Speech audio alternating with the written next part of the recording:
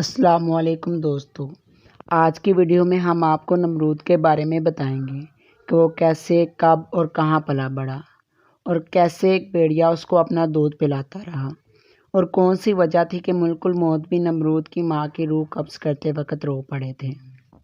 قرآن کریم ایک ایسی معجزاتی کتاب ہے کہ آج کے جدید دور میں سائنس بار بار قرآن کی سچائی کے ثبوت فراہم کر رہی ہے۔ قرآن مجید کے مطابق حضرت عیسیٰ علیہ السلام کو آسمان پر اٹھا لیا گیا اور حضرت یونس علیہ السلام 40 دن مچھلی کے پیٹ میں زندہ رہے۔ اصحاب کہف اپنے کتے سمیت ایک غار میں 309 سال تک سوئے رہے اور پھر بیدار ہو گئے۔ دوستو، آج تک دنیا پر حکمرانی کرنے والے 4 بڑے بادشاہ گزرے ہیں جن کی حکومت بہت وسیع تھی۔ ان میں 2 مومن اور 2 کافر تھے۔ مومنوں میں حضرت سلیمان علیہ السلام اور حضرت ذوالقرنین ہیں، جب کافروں میں نمرود اور بخت نصر ہیں۔ دوستو، ایک روایت میں آتا ہے اللہ پاک نے حضرت عزرا علیہ السلام سے پوچھا، آج تک اتنے انسانوں کی روح قبض کر چکے ہو، کبھی کسی پر رحم بھی آیا ہے؟ ملک الموت نے جواب دیا، اللہ پاک، ایک ایسا موقع آیا تھا کہ جب مجھے ایک روح کو قبض کرتے وقت بہت غم محسوس ہوا تھا اور میرا دل خون کے آنسو رویا تھا، لیکن ہم فرشتوں میں ایسی مجال نہیں کہ ہم اللہ پاک تیری حکم عدلی کریں۔ الہی، ایک موت بلائی نہیں بھولتی۔ مجھے ایک دفعہ ایک کشتی مردوں اور عورتوں سے بھری جا رہی تھی جس میں ایک عورت نے خوبصورت بچے کو جنم دیا۔ اے اللہ پاک، تو نے حکم دیا اس کشتی کو سمندر میں غرق کر دیا جائے، اور مجھے حکم ہوا کہ جس عورت نے بچہ جنا ہے اس کو اور اس کے بچے کے علاوہ سب کی روح قبض کر لو۔ الہی، میں نے سب کی روح قبض کر لی۔ ساری کشتی ڈوب جانے کے بعد وہ عورت اپنے نئے پیدا ہونے والے بچے کے ساتھ ایک تخت پر بیٹھ گئی اور سمندری موجوں میں جھولنے لگی۔ اس عورت نے بچے کو دودھ پلایا اور پھر اللہ پاک، مجھے تو نے حکم دیا، اب اس کی ماں کی بھی روح قبض کر لو۔ اے اللہ پاک، تیرے سے کوئی بات پوشیدہ نہیں ہے، تو خوب جانتا ہے۔ یہی وہ وقت تھا جب میرا دل دہل گیا تھا اور میں غمگین ہو گیا، کیونکہ اس بچے سے اس کی ماں کو ایک سمندر کے اندر جدا کرنا تھا۔ مجھے اس شیر کو اور بچے کو اس کی ماں سے الگ کر کے جس قدر تکلیف پہنچی تھی، اب اس وقت کو ایک مدت بھی ہو چکی ہے، لیکن وہ بچہ برابر یاد آتا ہے۔ اللہ رب العزت نے فرمایا، کیا تو جانتا ہے کہ وہ بچہ اب کہاں اور کس حال میں ہے؟ اے اسرائیل، سن، جب تو نے ماں کی روح قبض کی اور بچے کو تنو تنہا چھوڑ دیا تو ہم نے سمندر کی ایک موج کو حکم دیا کہ اس بچے کو احتیاط سے ایک ویران جزیرے میں ڈال دو۔ اس جزیرے میں ہر طرح کے درخت لگا دیے، صاف پانی کا چشمہ جاری کر دیا اور بے شمار پھل اگا دیے۔ اس بچے کو خوش کرنے کے لیے انتہائی خوبصورت نادر پرندے وہاں بھیجے۔ پرندے اور جانور اس بچے سے کھیلتے۔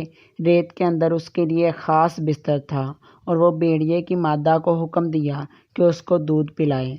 سورج کو حکم دیا تھا کہ اس کے اوپر دھوپ نہ ڈالنا، اور بارش اس کے اوپر نہیں برستی تھی۔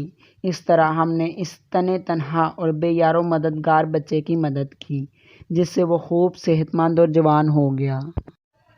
اور اے ملک الموت، کیا تو جانتا ہے کیا وہ بچہ کہاں ہے؟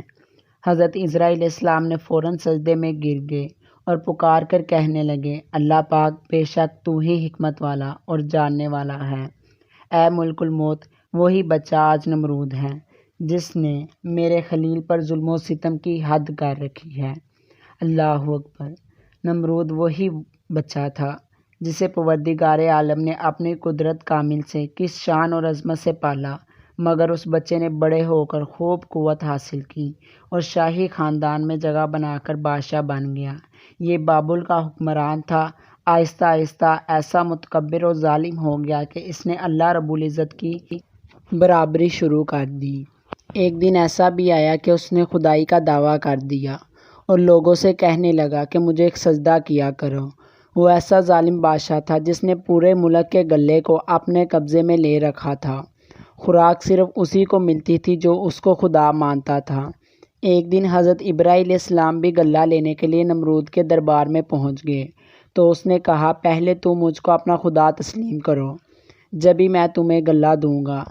حضرت ابراہیم علیہ السلام نے بڑے دربار میں اعلان فرما دیا کہ جھوٹا ہے اور میں صرف ایک خدا کا پرستار ہوں اور وہ واحد لا شریک اللہ ہے۔ یہ سن کر نمرود آپے سے باہر ہو گیا اور آپ کو دربار سے نکال دیا۔ نمرود حضرت ابراہیم علیہ السلام کی تبلیغ سے بالکل تنگ آ چکا تھا۔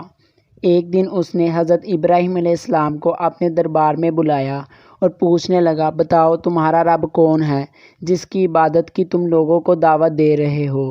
حضرت ابراہیم علیہ السلام نے فرمایا، میرا رب وہ ہے جو زندہ کرتا ہے اور مارتا ہے۔ چنانچہ نمرود نے کہا، میں بھی زندہ کرتا ہوں اور مارتا ہوں۔ حضرت ابراہیم علیہ السلام نے فرمایا، میرا رب مشرق سے سورج نکالتا ہے، اگر تو اس پر قدرت رکھتا ہے تو مغرب سے نکال کر دکھا۔ یہ سن کر نمرود حیرت میں پڑ گیا اور غصے میں آ کر ایک بڑا لشکر تیار کیا اور حضرت ابراہیم علیہ السلام سے کہنے لگا کہ تم اور تمہارا رب میرے مقابلے کے لیے آؤ۔ چنانچہ وہ اپنی فوج لے کر ایک کھلے میدان میں آ گیا۔ ادھر اللہ تعالیٰ نے مچھر کا ایک دروازہ کھول دیا۔